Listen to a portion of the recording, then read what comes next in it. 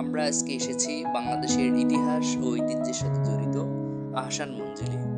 ঊনবিংশ শতাব্দীর শেষার্ধ থেকে পাকিস্তান আমলের ব্রাহ্মকাল পর্যন্ত প্রায় 100 বছর ধরে পূর্বাঞ্চলের মুসলমানদেরকে যেসব খ্যাতনামা মনীষী নেতৃত্ব দিয়েছিলেন, তাদের মধ্যে অন্তত 5 জন অবিসংবাদী নেতা এই প্রাসাদে বসবাস করতেন। আহসান মঞ্জিল পুরান ঢাকার ইসলামপুরের কুমারটুলি এলাকায় বুড়িগঙ্গা নদীর তীরে অবস্থিত। এটি পূর্বে ছিল ঢাকার নবাবদের আবাসিক প্রাসাদ ও জমিদারি সদর কাছারি। বর্তমানে এটি জাদুঘর হিসেবে ব্যবহৃত হচ্ছে। এর প্রতিষ্ঠাতা নওয়াব আব্দুল গনি, তিনি তার পুত্র খাজা আহসানুল্লাহ নামানুসারে এর নামকরণ করেন। ইস্ট ইন্ডিয়া কোম্পানির পদস্থ কর্মকর্তাগণ বিভিন্ন সময়ে এই প্রাসাদে আসতেন। নবাব আব্দুল গনি, নবাব আহসানুল্লাহ, নবাব সলিমুল্লাহ, নবাব হাবিবুল্লাহ এবং স্যার খাজা নাজিমুদ্দিন এই প্রাসাদে বাস করতেন। Lord Curzon, Lord Bampfylde fuller তারাও এসেছিলেন। আপনারা দেখছেন বিলিয়ার্ড বোর্ড। বিলিয়ার্ড অভিজাত সম্প্রদায়ের একটি খেলা। এটি হচ্ছে সিন্ধু, যেখানে 94টি লকার রয়েছে। ইংল্যান্ডের কোম্পানিটি এই সিন্ধুটি তৈরি করেছিল। আহসান মঞ্জিলে বেশ কিছু গ্যালারিতে বিভক্ত, প্রায় 16টি গ্যালারি এখানে রয়েছে। এবং আপনারা দেখতেছেন যে এখানে সেই সময়ে শেরে বাংলা একে ফজলুল হকের ছবিটি, তারপর আমরা দেখতেছি আমাদের চারণ কবি মুকুন্দ দাস, সৈয়দ শামসুলুদা সহ এবং হরপ্রসাদ শাস্ত্রী, যিনি ঢাকা বিশ্ববিদ্যালয়ের বাংলা বিভাগের প্রতিষ্ঠাতা ছিলেন, এখানে তার ছবি রাখা হয়েছে। এসব রাখা হয়েছে যে সেই সময় নবাবদের আমলটি শিক্ষা এবং সাহিত্যে কতটা এগিয়ে ছিল এবং সেই সময়কার কবি সাহিত্যিক, বড় বড় খেলোয়াড় এবং আইনজীবী, তাদের ছবি এখানে সংযুক্ত করা হয়েছে।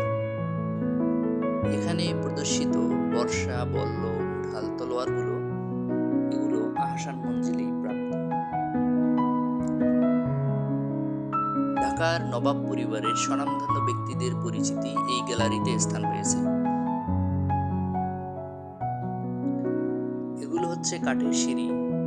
বাংলার স্থাপত্যের বৈশিষ্ট্যমণ্ডিত কাঠের সিঁড়ি সাধারণত দেখা যায় না, অনেক সুন্দর ডিজাইন। এবং এর পাশেই রয়েছে ডাইনিং রুম। ঢাকায় একবার শিয়া সুন্নি দাঙ্গা দেখা দিলে নওয়াব আব্দুল গনির ব্যক্তিগত হস্তক্ষেপে তা মেটানো সম্ভব হয়েছিল এবং নবাবকে 4 দিন ধরে 20,000 লোককে ভোজ দিতে হয়েছিল। এটি হচ্ছে নবাবদের ব্যক্তিগত প্রাসাদ লাইব্রেরি।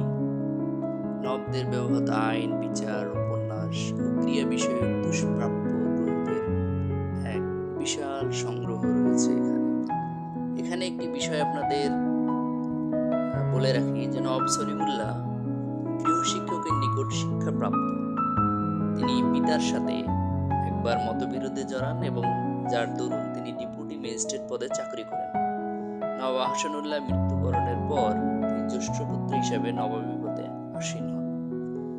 এটি হচ্ছে নাচঘর। 19 শতকে ঢাকা শহরে এত বড় জাঁকজমকপূর্ণ নাচঘরের দৃষ্টান্ত আর ছিল না। এই কক্ষটিতে নবাব পরিবারের উল্লেখযোগ্য নারীদের পরিচয় ও অবদান তুলে ধরা হয়েছে।